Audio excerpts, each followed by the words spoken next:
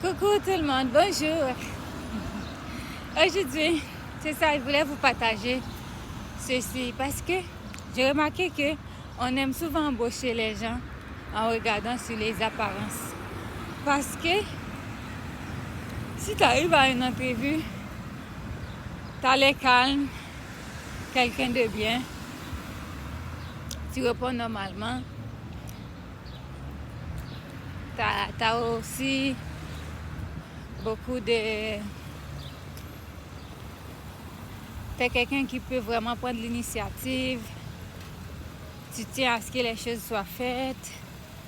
Eh bien, étant donné que selon ton apparence, on voit que tu es un peu calme, voilà, on ne va pas te prendre.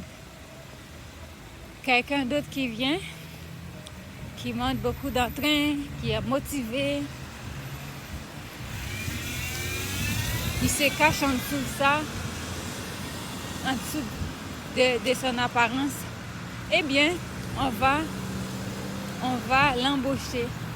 Sauf que ce que j'ai réalisé avec cette façon de choisir est que beaucoup de personnes dans un entretien d'embauche feraient tout pour avoir le poste. Vraiment, ils feront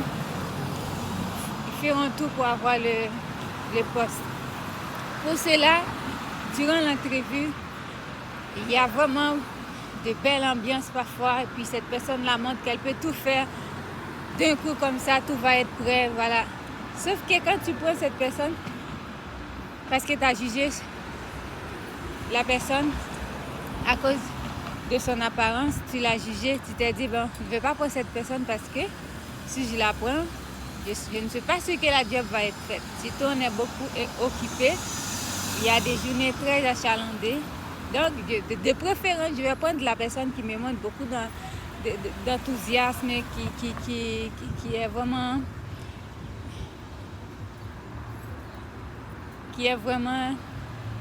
extraverti, comme on dit.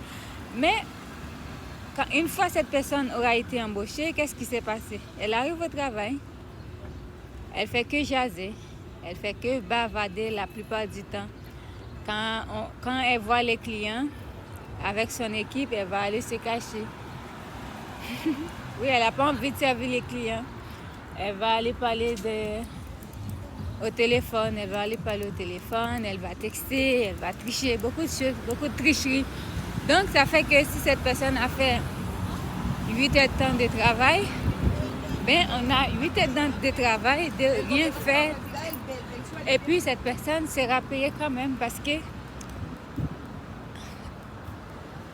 du moment de l'entretien, parce qu'à l'entretien d'embauche, la personne qui embauche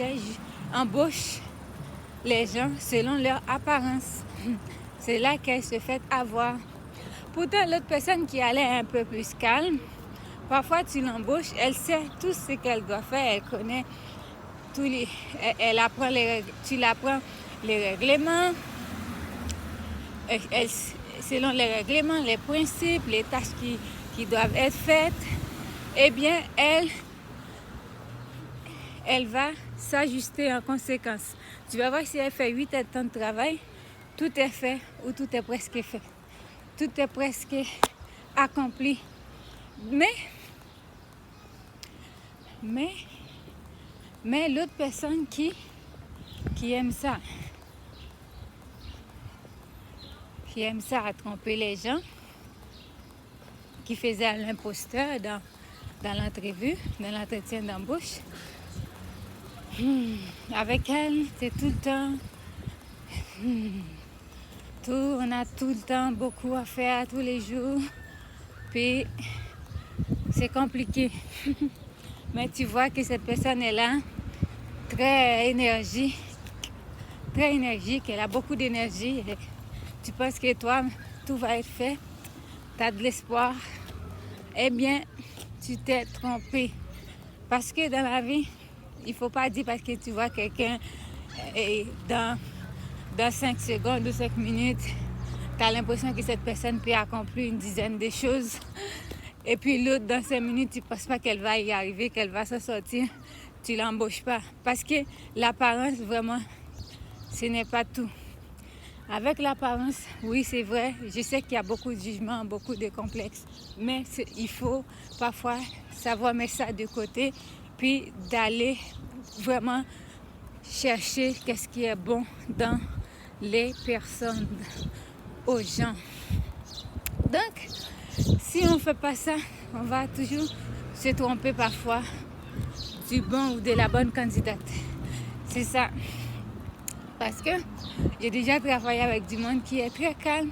Et puis, ces gens, quand ils commencent une tâche, ils ne restent pas là-dessus. Ils commencent, ils finissent.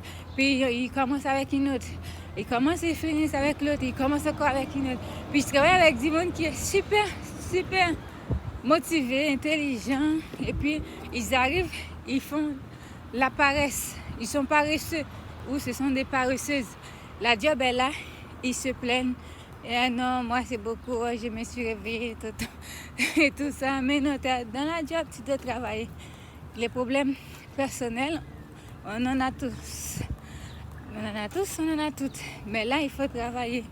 Et puis, à cause de ça, ils attendent parfois que l'autre, qui a l'air un peu plus calme, termine ses tâches pour pouvoir les aider. Sauf que les autres, pendant que l'autre travaille, elle faisait rien. Il y a ça dans les boulots. Au Canada, il y a ça. Quand vous voyez beaucoup de gens sur le plancher, on est nombreux au travail. Il faut faire attention. Quand on fait les tâches, s'il y a 10 tâches, on est 10, on est 5, on doit les partager de manière équitable. C'est pas parce que je suis rapide, je peux travailler rapidement, je suis polyvalente. S'il y a 10 choses à faire, c'est à moi seule de me dépêcher de les faire pendant ce temps. Alors que on est 5 sur le plancher pour le même job, pour le même poste. Donc ça, c'est incompréhensible. Oui, c'est incompréhensible. J'arrive pas à comprendre ça. Ce n'est pas compréhensible.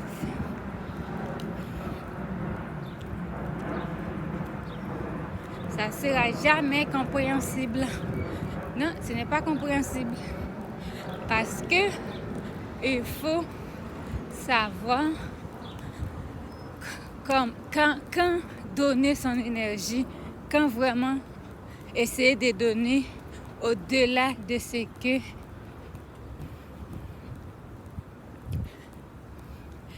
il faut savoir quand on doit vraiment faire plus d'efforts pour donner, pour se donner à fond et pour donner le meilleur de nous dans un boulot. C'est parce qu'on est rapide, dès qu'on arrive, on doit tout être commencer à travailler avec beaucoup de vitesse. Non, si on est 2, il y a 10 tâches. Eh bien, chacun d'entre nous va en faire 5. Si toi, tu n'as pas fini, c'est puis ajouter à ça. Ce n'est pas des tâches difficiles, mais tellement tu restes à jaser, à bavarder, et puis tu n'as pas terminé ta tâche. Eh bien, l'autre, si elle a terminé, elle a le droit de punch out, de poinçonner. Elle a le droit de poinçonner, puis de rentrer chez elle. Sauf que les boss ne vont pas comprendre. Hein. Si tu fais ça, ils vont dire, oui, tu n'as pas dit, tu n'as pas fait ta job, mais c'est pas vrai.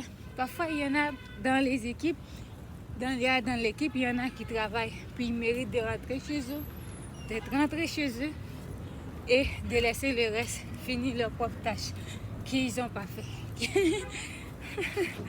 Voilà, c'est ça que je voulais partager avec vous. Et je vous souhaite une bonne journée. Bye bye.